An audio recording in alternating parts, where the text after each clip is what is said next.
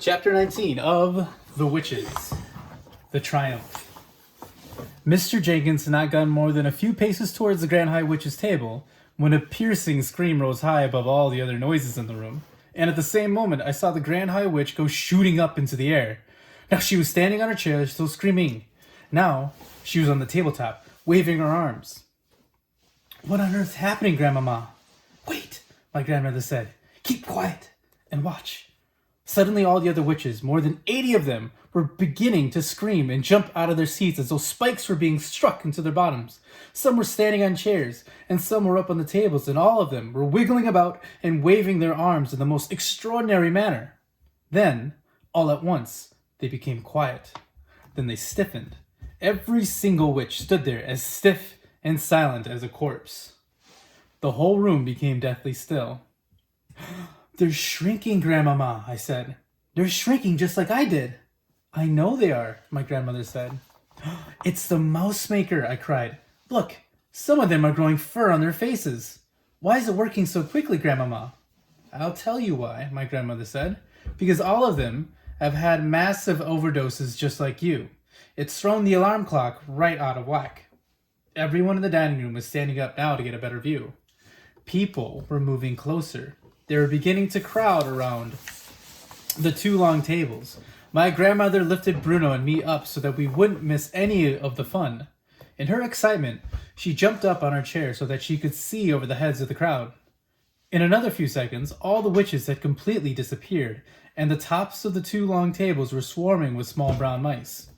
All over the dining room, women were screaming, and strong men were turning white in the face and shouting, "It's crazy!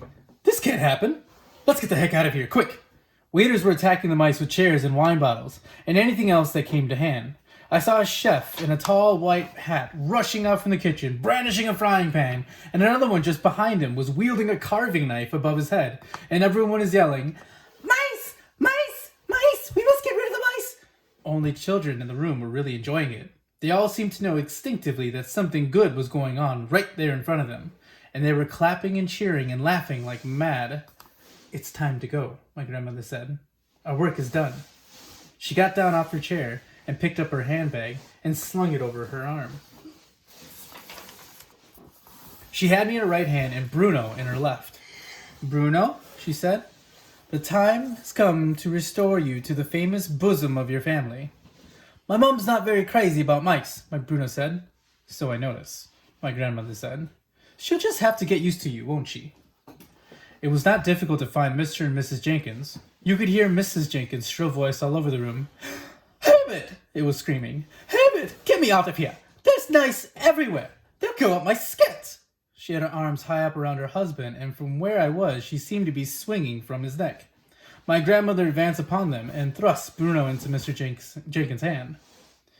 "He is your little boy," she said. "He needs to go on a diet." "Hi, Dad," Bruno said. "Hi, Mom." Mrs. Jenkins screamed even louder. My grandmother, with me in her hand, turned and marched out of the room. She went straight across the hotel lobby and out through the front entrance into the open air. Outside, it was a lovely warm evening, and I could hear the waves breaking on the beach just across the room from the hotel. "Is there a taxi here?" my grandmother said to the tall doorman in his green uniform. "Certainly, madame," he said, and he put 2 fingers into his mouth and blew a long, shrill whistle. I watched him with envy. For weeks I had been trying to whistle like that, but I hadn't succeeded once. Now, I never would. The taxi came. The driver was an oldish man with a thick black drooping mustache. The mustache hung over his mouth like the roots of some plant. "Where to, madam?" he asked. Suddenly he caught sight of me, a little mouse nestling in my grandmother's head. "Blimey!" he said. "What's that?" "It's my grandson," my grandmother said. "Drive us to the station, please." "I always liked mice," the old taxi driver said. "I used to keep hundreds of them when I was a boy. Mice is the fastest breeders in the world. Did you know that, ma'am? So if he's your grandson, then I reckon you'll be having a few great-grandsons to go with him in a couple of weeks' time." "Drive us to the station, please," my grandmother said, looking prim. "Yes, ma'am," he said. "Right away." My grandmother got into the back of the taxi and sat down and put me on her lap. "Are we going home?" I asked her. Yes, she answered. Back to Norway. Hooray! I cried. Oh, hooray! Hooray! Hooray! I thought you'd like that, she said. But what about our luggage? Who cares about luggage, she said.